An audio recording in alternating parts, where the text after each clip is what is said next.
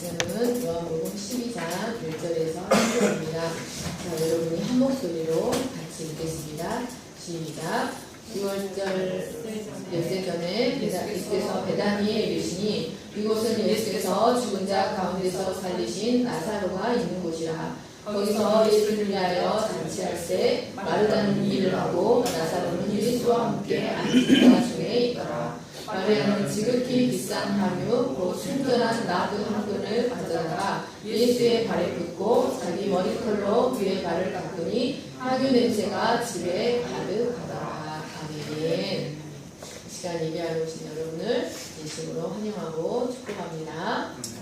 우리 산소리도 오랜만에 오셨습니다.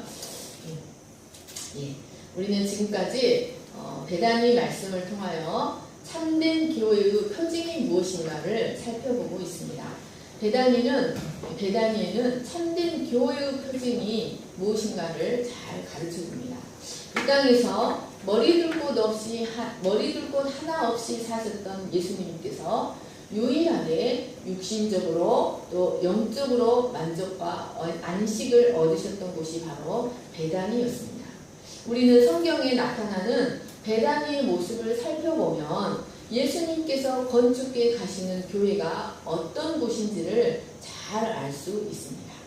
사랑하는 여러분, 교회는 이 땅에서 하나님의 마음이 가장 뜨겁게 향해 있는 곳입니다. 여러분, 하나님의 마음이 가장 뜨겁게 향해 있는 곳이 어디입니까? 여러분 가슴에 손을 하나님의 마음이 가장 뜨겁게 향해 있는 곳이 바로 교회입니다. 교회는 바로 우리 자신입니다. 그리고 당신의 능력과 권세를 가장 뜨겁게 나타내기를 원하시는 곳이 바로 우리 이 교회입니다. 예수님은 자신이 가지신 모든 유업과 권세를 이 교회와 함께 나누어 갖기를 원하셨습니다. 그러면 베다니에 나타난 교회의 모습은 무엇이었습니까? 첫째로 베다니는 예수님을 알아보고 받아들인 곳이었습니다. 마가복음 38 몇 장인지 제가 모르겠습니다. 여기서 영접했다는 말씀은 그의 가치와 그의 권리와 그의 능력을 알아보고 합당한 대우로 그를 받아들였다는 것을 의미합니다. 여러분, 예수님이 세상에 오셨을 때 세상은 그를 알아보지 못하고 그를 영접하지 않았습니다. 그에게 귀신이 들렸다고 말하고 가난한 요셉의 아들이라고 무시하고 음란한 데서 난 사생자라고 업신여기며 멸시하였습니다.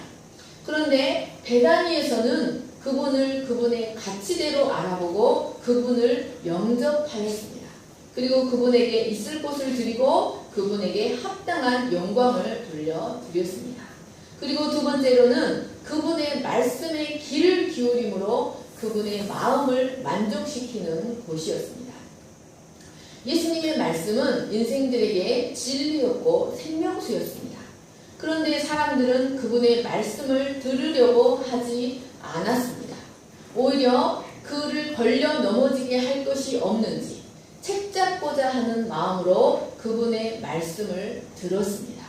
그런데 여러분처럼 그분의 발밑에 앉아서 그분의 말씀에 귀를 기울이고 그 말씀을 전심으로 받아들이고 그 말씀에 온 삶을 내어 맡기는 곳이 있었으니 그곳이 바로 베다니였습니다. 세 번째로 그곳은 합당한 경배가 이루어지는 곳이었습니다. 여러분, 성경에 나타나는 두 번의 향유 도유 사건은 모두 베다니에서 이루어졌습니다. 예수님은 복음이 전해지는 곳마다 이 사건을 증거하여 기념을 삼으라고 말씀하셨습니다. 이것은 모든 사람이 그 여인처럼 해야 된다는 것을 의미하였습니다. 예수님을 가장 귀한 분으로 받아들이고 그분께 자신의 가장 귀한 것을 드려서 경배하는 곳, 그곳이 바로 베다니였습니다. 예수님은 이곳에서 자신의 말씀의 진리를 기쁨으로 풀어내시고 그 그의 육체도 그곳에서 위로와 안식을 얻으시고 그곳에서 가장 귀한 능력을 풀어내셨습니다. 예수님의 가장 큰 능력이 무엇이었을까요? 예수님의 가장 귀한 능력이 무엇이었을까요? 그것은 바로 부활의 권능이었습니다. 예수님은 죽은 지 나흘 만에, 그래서 무덤에 묻혀서 이미 냄새가 나버린, 요즘 하도 인터넷에 백골이라는 말이 많이 나오잖아요. 묻혀서 이미 썩어서 냄새가 나기 시작한 죽은 지 나흘 되는 이 시체 나사로를 살리는 능력을 바로 이곳에서 행하셨습니다. 성경을 읽어보시면 예수님이 자기 고향에 가셨는데 그곳에서 많은 이적을 행하고자 하셨지만 그들이 믿지 않고 예수님을 업신여김으로 이상히 여기시고 그곳에서 많은 능력을 행하지 못하셨습니다. 그리고 몇 명의 병자만을 고칠 뿐이었습니다. 그런데 이 베다니에서는 예수님은 기꺼이 죽은 지 나흘 되는 이 부활의 권능을, 죽은 지 나흘 되는 나사로를 살리는 부활의 권능을 행하셨습니다. 이 임만무성한 예루살렘에서는 예수님께서 그 무화과 나무를 뿌리로부터 말라 시들어 죽게 하셨지만 이 베다니는 무화과 열매가 풍성한 곳이 되게 하셨습니다. 사랑하는 여러분, 우리는 이 베다니를 통해서 참된 교회가 무엇인지를 깊이 생각해야 합니다. 그리고 우리가 참된 교회의 모습을 갖춘 자들로 변화되어져 가야 합니다. 예수님께서 이 베다니를 통해 만족과 위로를 얻으시고 자신의 권능을 행하셨던 것처럼 오늘날 우리를 통해 주님은 위로를 받으시고 만족을 얻으시고 우리의 삶에 그분의 권능을 풀어내시는 그런 복된 교회들이 되시기를 간절히 축원합니다. 네, 오늘 말씀은 교회의 가장 중요한 표식이 무엇인가를 나타내고 있습니다. 교회의 가장 중요한 예수님은 베다니에서 교회의 가장 중요한 표식인 부활의 권능을 행하셨습니다. 여러분, 교회의 가장 중요한 표식은 바로 부활의 권능입니다. 네 번째로 베다니는 주님의 부활의 권능이 나타나는 곳이었습니다. 여러분, 베다니에는 놀라운 사랑의 교제가 있었습니다. 요한복음 11장 3절을 보십시오. 이에 그 누이들이 예수께 사람을 보내어 이르되 주여 보시옵소서 사랑하시는 자가 병들었나이다. 이 나사로가 죽을 병에 걸려 앓고 있을 때 그 누이들이 예수님께 사람을 보내면서 하는 말이 주여 보시옵소서 사랑하시는 자가 병들었나이다. 사랑하시는 자가 병들었나이다 라고 말했습니다. 5절을 보시면 이것에 대하여 사도 요한도 예수께서 본래 마르다와 그 동생과 나사로를 사랑하시더니 라고 친절하게 해설해 주고 있습니다.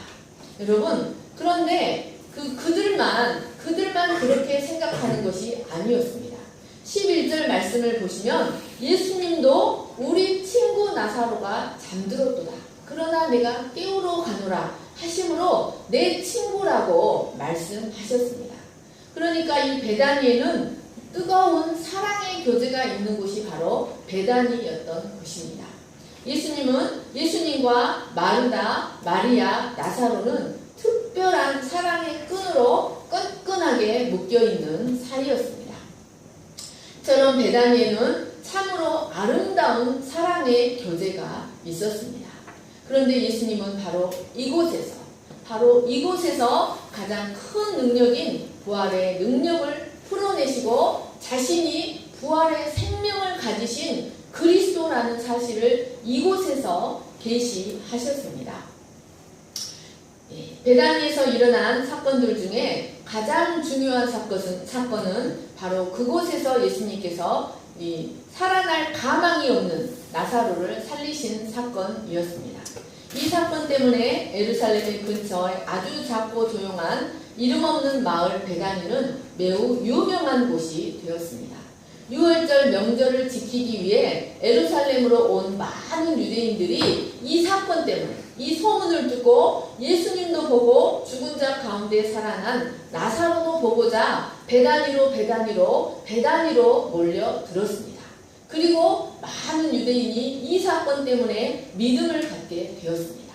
그런데 바로 이 일 때문에 종교 지도자들은 예민해져서 예수님도 죽이고 나사로도 죽이고자 모의를 하였습니다.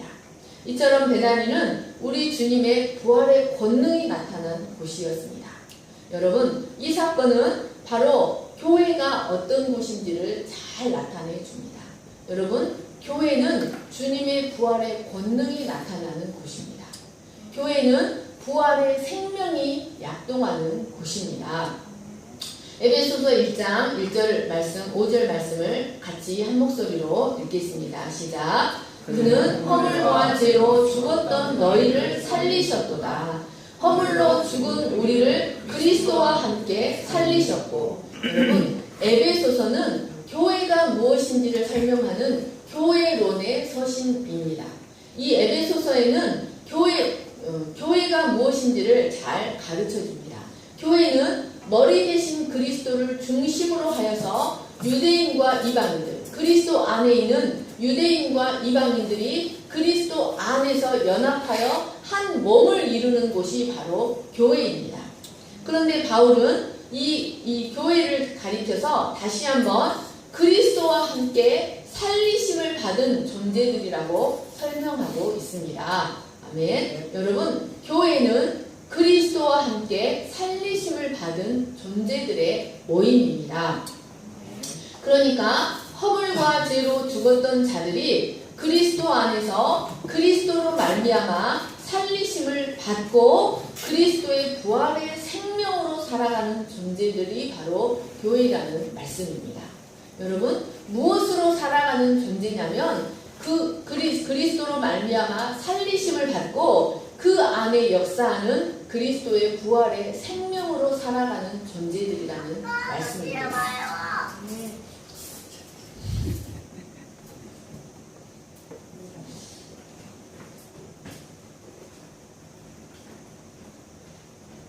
네. 여러분, 교회는 예수 그리스도의 부활의 권능이 나타나고 부활의 생명이 실현되는 곳입니다. 여러분, 교회는 이 세상에 속한 자는 보지도 못하고 알지도 못하는 예수 그리스도의 부활의 권능이 풀어지고 부활의 권능이 나타나는 곳입니다. 다시 한번 오늘 본문 말씀 1, 2절 말씀을 같이 읽겠습니다. 시작. 6월절 엿새 전에 예수께서 베다니에 이르시니 이곳은 예수께서 죽은 자 가운데서 살리신 나사로가 있는 곳이라. 거기서 예수를 위하여 잔치할 때 마르다는 일을 하고 나사로는 예수와 함께 앉은 자 중에 있더라. 여러분, 이 1, 2절 말씀은 교회의 모습을 너무나 잘 나타내주고 있습니다. 여러분, 나사로는 예수와 함께 앉은 자 중에 있더라. 이것이 바로 교회의 모습입니다. 여기서 나사로가 무슨 기능을 하고 있습니까? 나사로는 부활의 증인으로 예수와 함께 앉아 있습니다. 죽은 지 나흘 만에 살아난 부활 생명을 경험한 자, 부활의 권능을 경험한 자, 부활의 증인으로 식탁에 예수님과 함께 앉아 있습니다.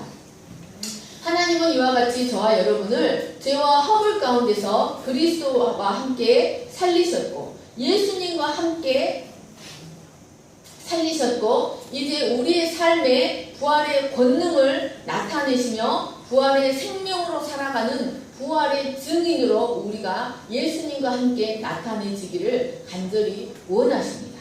여러분, 나사로는 예수와 함께 앉은 자 중에 있더라. 이 말씀에서 이 나사로를 빼고 우리 시스빈님 물러보십시오. 시스빈은 예수와 함께 앉은 자 중에 있더라.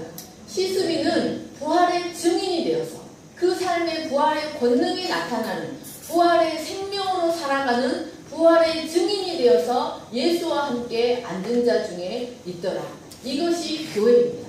우리 신미영 집사는 부활의 증인이 되어서 예수와 함께 앉은 자 중에 있더라. 아멘. 조용호 집사님은 예수와 함께 앉은 자 중에 있더라. 부활의 권능이 나타나는 부활의 증인이 되어서 예수와 함께 앉은 자 중에 있는 곳, 그것이 바로 교회입니다. 사랑하는 여러분, 그러면 우리의 삶에 놀라운 부활의 권능이 어떻게 하면 나타날 수 있을까요? 어떻게 하면 우리가 부활의 생명을 경험하며 살아갈 수가 있을까요? 사랑하는 여러분, 하나님께서 예수 그리스도를 죽은 자 가운데서 살리셨다는 것을 인격적으로 믿고 인격적으로 영접한 자들 속에는 예수 그리스도를 죽은 자 가운데서 살리셨던 그 부활의 권능이 동일하게 역사한다는 것을 믿으시기를 간절히 축원합니다. 하나님께서 우리 구주 예수 그리스도를 죽은 자, 나의 죄 때문에 십자가에서 못 박혀 죽게 하시고 그를 사흘 만에 다시 살리셨다는 것을 인격적으로 믿고 영접했다면 예수 그리스도를 살리신 그 부활의 권능이 동일하게 우리 안에 살아서 역사하고 있다는 말씀입니다. 그러면 그 부활의 권능이 어떻게 하면 우리의 삶에서 풀어져 나올 수 있는가 하는 것입니다.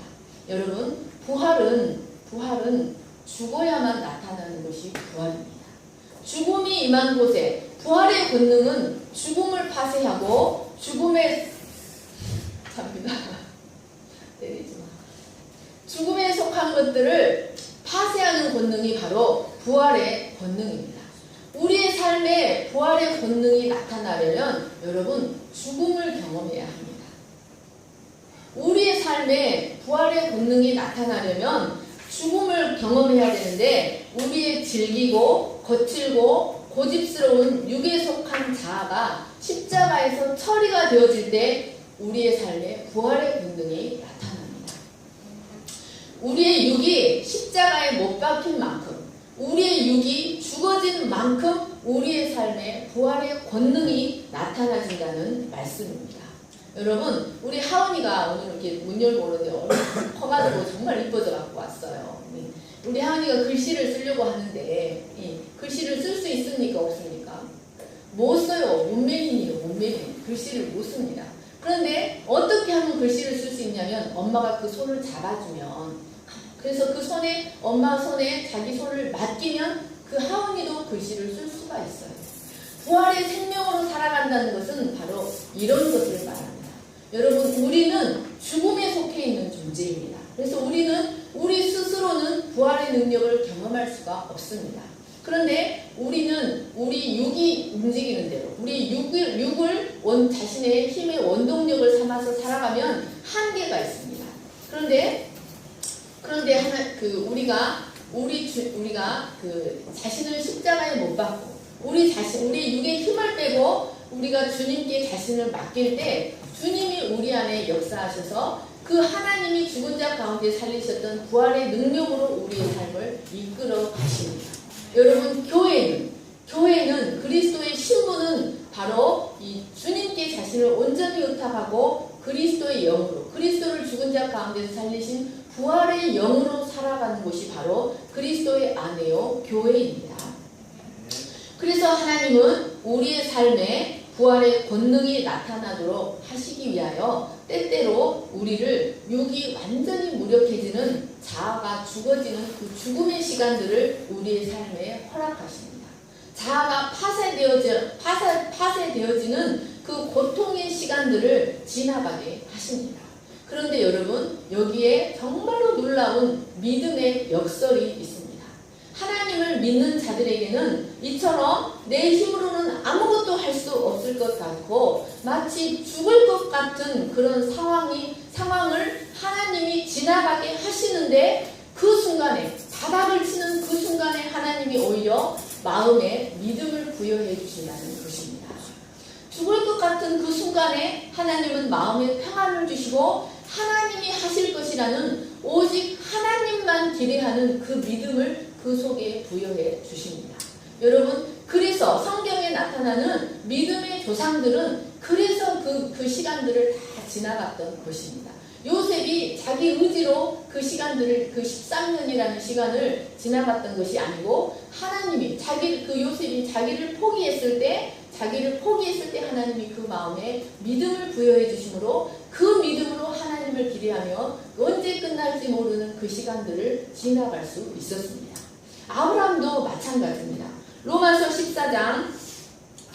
4장 19절에서 21절을 같이 읽어보겠습니다. 시작. 그가 100세나 되어 자기 몸이 죽은 것 같고 사라의 태가 죽은 것 같음을 알고도 믿음이 약하여지지 아니하고 믿음이 없어 하나님의 약속을 의심하지 않고 믿음으로 견고하여져서 하나님께 영광을 돌리며 약속하신 그것을 또한 능히 이루실 줄을 확신하였으니 그러므로 그것이 그에게 의로 여겨졌느니라. 아멘. 여러분, 아브라함의 나이 100세가 되어 그의 몸은 완전히 말라버린 마른 막대기와 같았습니다.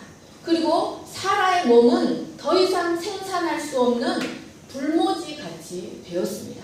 그런데 여러분, 이들의 몸이 점점 말라감에 따라 그들의 자아도 점점 무언가 해보고자 하는 강한 의지, 인간적인 욕망도 점점점 사라져갔다는 것을 기억하시기 바랍니다.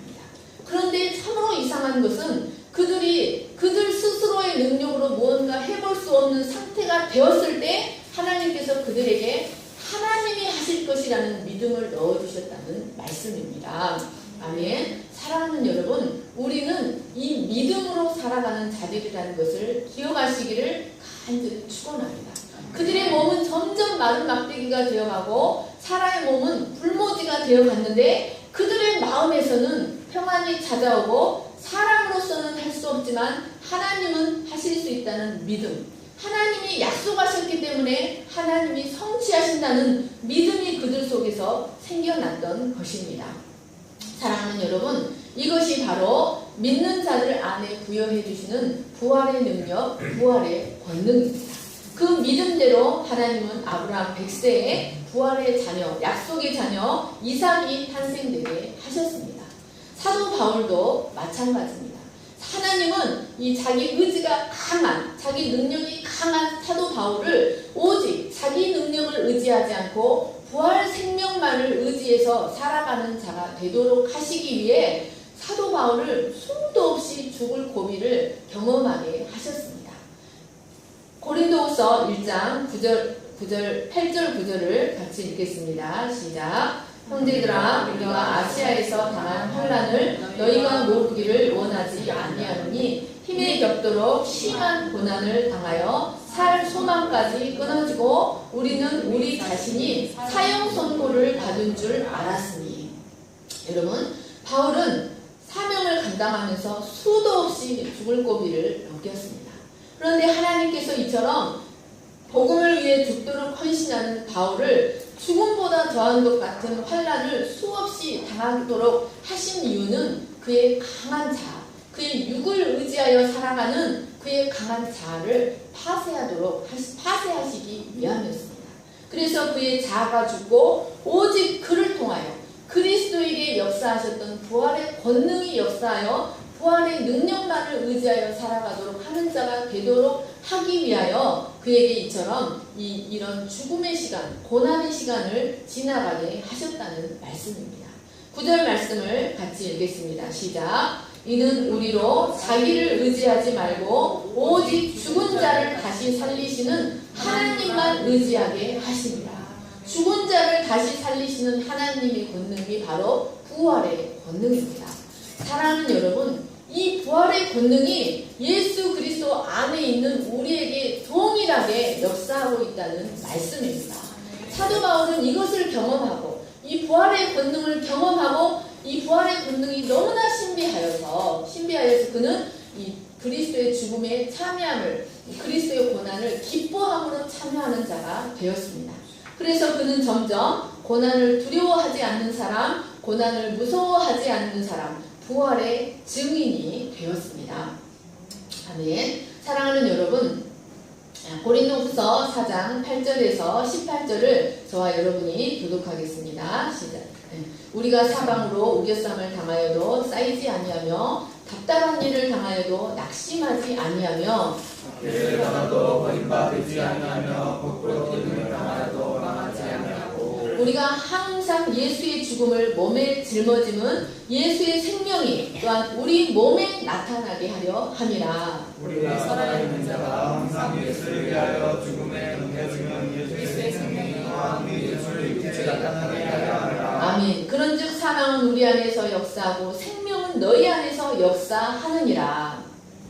14절입니다. 주 예수를 다시 살리시니가 예수와 함께 우리도 다시 살리사 너희와 함께 그 앞에 서게 하실 줄을 알라. 그러므로 우리가 낙심하지 아니하노니 우리의 겉사람은 낡아지나 우리의 속사람은 날로 새로워지도다. 우리가 잠시 받는 하나님의 경한 것이 지극히 크고 영원한 영광이 중한 것을 우리에게 이르게 하리니 우리가 주목하는 것은 보이는 것이 아니요 보이지 않는 것이니 보이는 것은 잠깐이요 보이지 않는 것은 영원함. 아멘. 사랑하는 여러분, 우리가 예수 그리스도 안에 있다면 예수 그리스도에게 있는 모든 것이 바로 우리 것이라는 것을 기억하시기를 간절히 축원합니다. 아멘. 사랑하는 여러분, 예수를 죽은 자 가운데서 살리신 그 부활의 권능이 우리 안에 있습니다. 그런데 하나님은 그것이 우리의 삶에 풀어지도록 하기 위하여 우리가 죽을 것 같은 그런 순간을 하나님은 지나가게 하신다는 것입니다. 그러나 결코 우리는 그 죽을 것 같은 순간에도 우리는 결코 망하지 않습니다. 하나님은 다시 부활의 능력으로 다시 일어나게 하십니다. 네. 요한복음 11장에 보면 나사로가 갑자기 큰 병을 앓다가 그만 죽고 말았습니다. 마르다와 마리아는 나사로의 질병 앞에 두려워했고 한없이 절망하였습니다. 이들은 나사로의 죽음 앞에서 얼마나 많이 절망하고 또 얼마나 많이 울었는지 요한복음 11장에 보면 자세히 나와 있습니다. 그들은 여러분 이것이 인간입니다. 죽음의 권세 앞에 절망하고 탄식하고 할 수 없는 것들이 너무 많은 우리는 죽음의 권세 앞에 두려워하고 절망하고 탄식할 수밖에 없습니다. 그런데 부활의 생명으로 가득 차 계셨던 예수님은 절망하는 대신 이렇게 말씀하셨습니다. 보십시오. 이 병은 다니엘 죽을 병이 아니라 하나님의 영광을 위하며 하나님의 아들이 이로 말미암아 영광을 얻게 하려 함이라. 내 말이 내가 믿으면 하나님의 영광을 보리라 하지 아니하였느냐. 나는 부활이요 생명이니 나를 믿는 자는 죽어도 살겠고 살아서 나를 믿는 자는 영원히 죽지 아니하리니 이것을 내가 믿느냐. 여러분 부활의 생명으로 가득 차 계셨던 예수님의 말씀, 예수님은 이 죽음의 권세 아래 눌려있는 마르다와 마리아와 정반대의 모습을 보인 것을 볼 수 있습니다. 그리고는 죽은 지 나흘 되어 이미 냄새가 나기 시작했던 나사로의 무덤 앞에서 돌을 옮겨 놓으라고 말씀하셨습니다. 여러분, 때때로 우리는 내 힘으로 어떻게 할 수 없는 절망적인 상황에 처할 수 있습니다. 내 힘으로는 아무것도 해볼 수 없는 너무나 당황스러운 모든 것이 끝났다고 생각하는 순간에 처할 수 있습니다. 그런데 여러분, 예수 그리스도 안에 있는 자들에게는 바로 그 순간이 우리 주님의 부활의 권능이 나타나는 순간이라는 것을 기억하시기를 간절히 축원합니다. 제가 논문 심사를 다 마치고 논문 심사를 통과하고 이렇게 딱 내려왔는데 하나님께서 교회에 왔는데 무슨 말씀을 주셨냐면 내 말이 내가 믿으면 하나님의 영광을 보리라 하지 아니하느냐 이 말씀을 주시더라고요. 그리고는 나사로는 수건에 쌓여 이렇게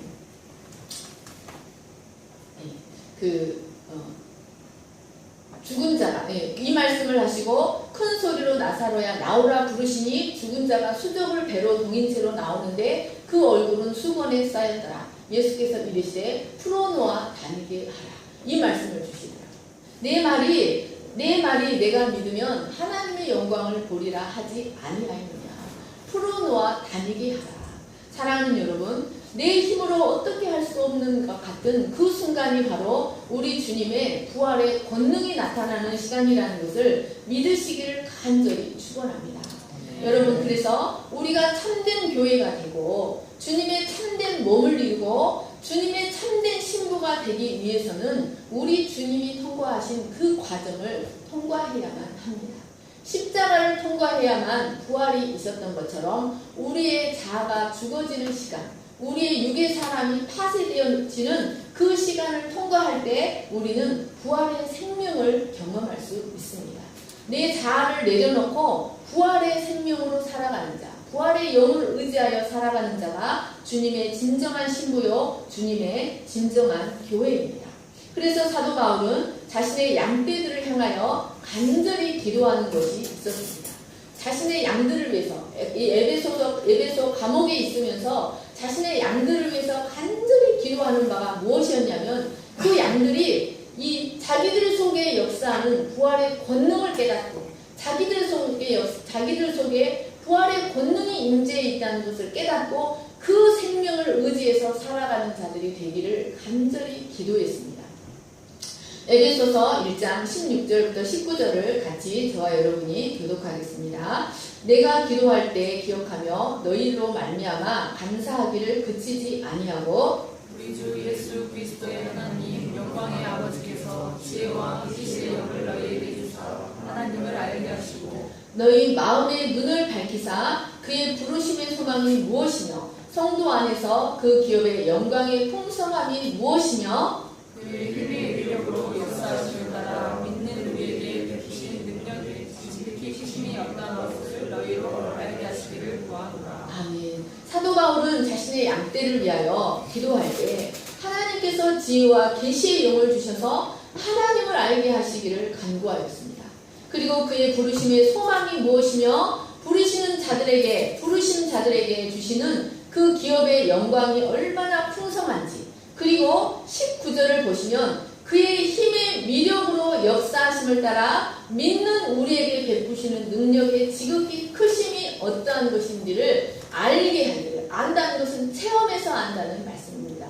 체험해서 알게 되기를 간절히 기도했습니다. 그런데 여러분, 그 힘의 위력으로 역사하심을 따라 믿는 우리에게 베푸시는 능력의 지극히 크심, 이 그 큰 능력이 무엇이냐면 바로 부활의 권능입니다. 이 에베소서 1장 20절에 그 능력이 설명이 되어 있습니다. 에베소서 1장 20절 말씀을 같이 읽겠습니다. 시작. 그의 능력이 그리스도 안에서 역사하사 죽은 자들 가운데서 다시 살리시고 하늘에서 자기의 오른편에 앉히사. 아멘. 사랑하는 여러분, 이 하나님께서 우리 믿는 자들에게 베푸시는 지극히 크신 능력이 무엇이냐면 바로 부활의 권능입니다. 그것이 우리 안에 있습니다. 사도 바울은 그 양떼들이 그것을 깨달아 알기를 간절히 소망하였습니다. 아멘. 사랑하는 여러분, 하나님은 그의 힘의 위력으로 예수님에게 역사하셔서 죽은 지 사흘 만에 그를 부활하게 하셨습니다. 그리고 만물을 그 발 아래 복종하게 하시고 그를 교회의 머리로 세우셨습니다. 그런데 여러분, 그 동일한 능력이 바로 우리 안에 역사하고 있습니다. 그래서 여러분, 하나님 안에 거하게 되면, 믿음 안에 거하게 되면 여러분, 다 죽은 것 같은 인생, 끝나버린 것 같은 인생이 회복되는 역사가 일어납니다. 여러분, 끝나버린 것 같은 인생이 새 인생이 되게 하십니다. 그리고 그 눈에서 모든 눈물을 씻겨주시고 기쁨의 화관을 그 머리에 씌워주시는 역사, 놀라운 재창조의 역사가 일어납니다.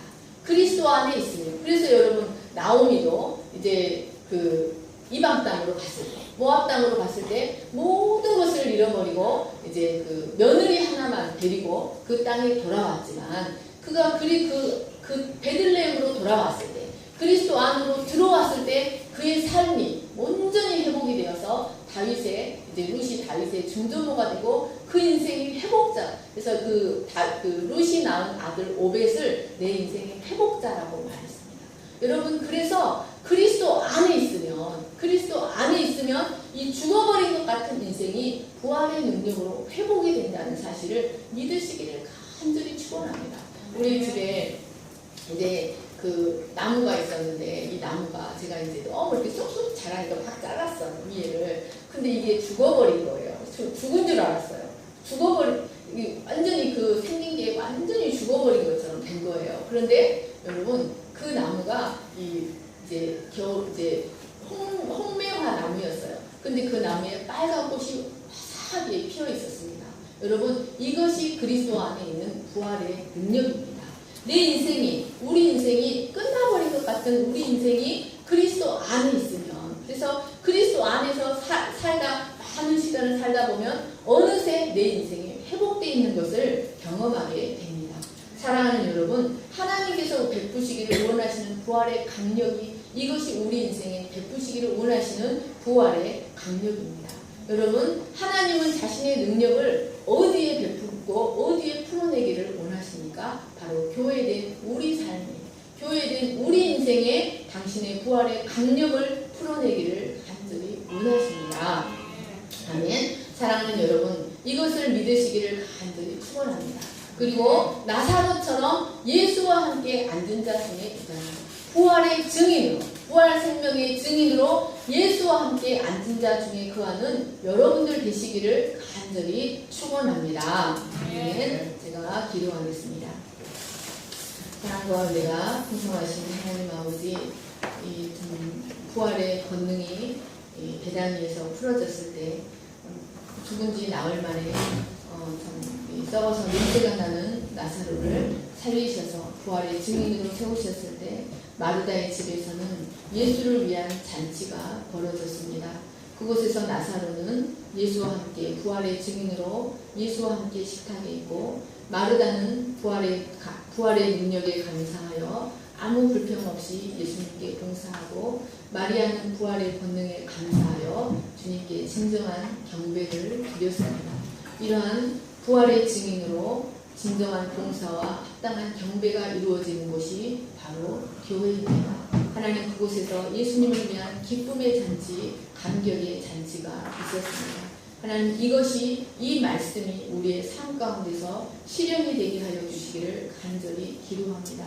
부활의 능력으로 말미암아 우리의 삶이 예수를 위한 잔치, 풍성한 잔치의 삶이 되게 하여 주시고 부활의 능력에 감사하여 기쁨으로 봉사하게 하시고 부활의 능력에 감사하여 기쁨으로 경배드리는 우리의 삶이 되게 하여 주시기를 간절히 기도합니다. 하나님 아버지 사도 바울이 간구하였던 것처럼 이 시간 간절히 간구하오니 부활의 권능이 우리의 삶 가운데서 풀어지게 하여 주시기를 간절히 기도합니다. 자기 힘을 의지하여 살아가지 아니하고 부활의 생명을 의지하여 세상은 보지도 못하고 세상은 알지도 못하는 그 부활의 권능을 의지하여 살아가는 참된 주의 친백성 되게 하여 주시옵소서. 감사하며 거룩하신 예수님의 이름으로 기도하였습니다. 아멘.